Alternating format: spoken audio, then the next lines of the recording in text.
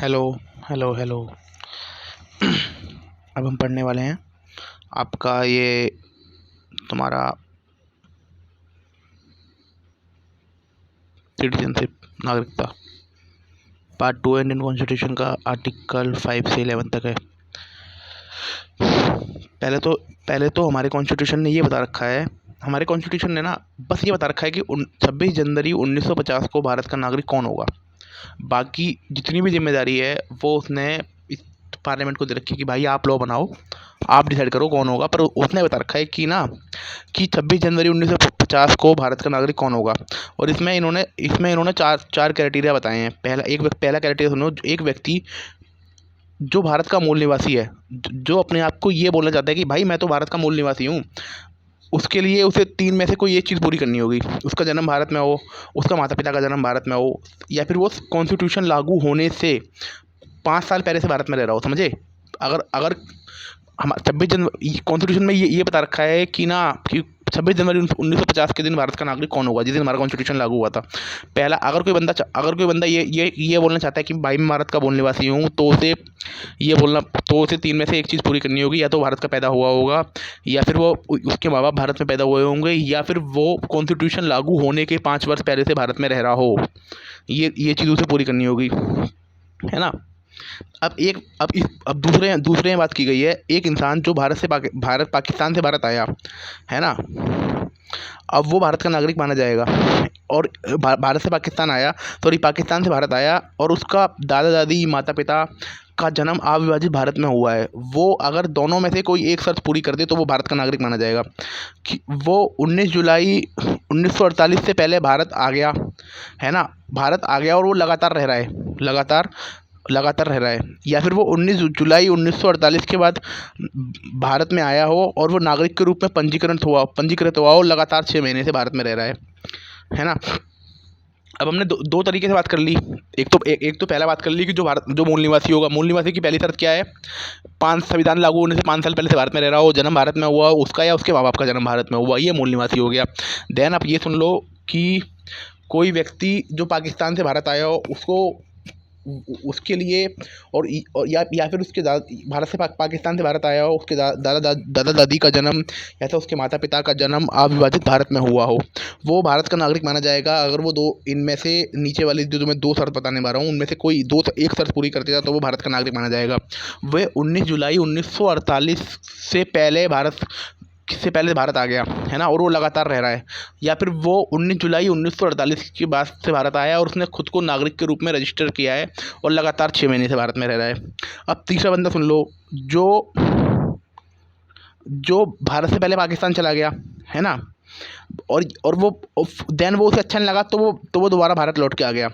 उसके लिए ये होगा कि उसे रजिस्ट्रेशन कराना पड़ेगा और रजिस्ट्रेशन के 6 महीने बाद तक भारत में रहना पड़ेगा। देन अब चौथा व्यक्ति सुन लो आप। एक व्यक्ति जिसके माता पिता या उसके दादा दादी अविभाजित भारत में पैदा हुए हो और वो भारत के बाहर रह रहा है, एक आवेदन देके वो भारत का नागरिक बन सकता है। चार प्रकार की नागरिकता सुन ली हमने। 26 जनवरी 1950 को कौन नागरिक होगा भाई? 26 जनवरी 1950 को भारत की नागरिकता 4 प्रकार से आप ले सकते हो। पहला, मूल निवासी के नाम पे ले लो। देन आपका मूल निवासी कौन होगा? बड़ा आसान सा है, जिसका जन्म भारत में हुआ या उसके माता पिता का जन्म हुआ या संविधान लागू होने से 5 साल से पहले से भारत में रह रहा हो। एक व्यक्ति जो पाकिस्तान से भारत आया हो, उसको और उसके दादा दादी का या उसके माता पिता का जन्म अविभाजित भारत में हुआ हो, उसको दो में से एक शर्त पूरी करनी होगी।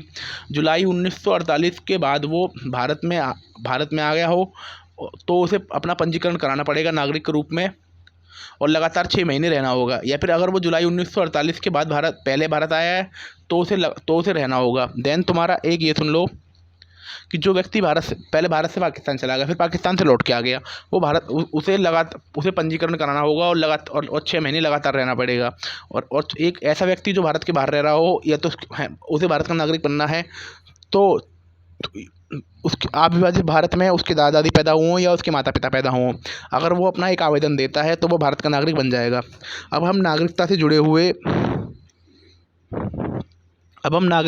हुए और प्रावधान पढ़ रहे हैं।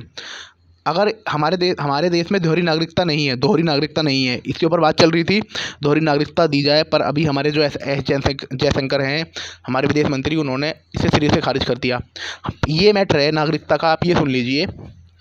अगर भारत का व्यक्ति किसी दूसरे देश की नागरिकता खुद ले लेता है, तो वो उसकी भारत की नागरिकता खत्म हो जाएगी, और नागरिकता से जुड़े हुए जितनी भी ताकत है ना, वो पार्लियामेंट के पास में है।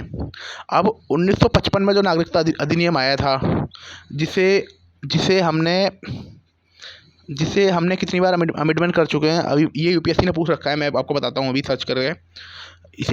अभी मैं आपको सर्च करके बताता हूँ, इसमें नहीं दे रखा।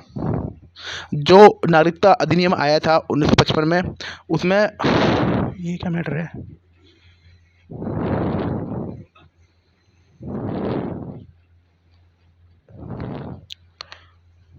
एक सेकंड। जो नागरिकता अधिनियम आया था 1955 में,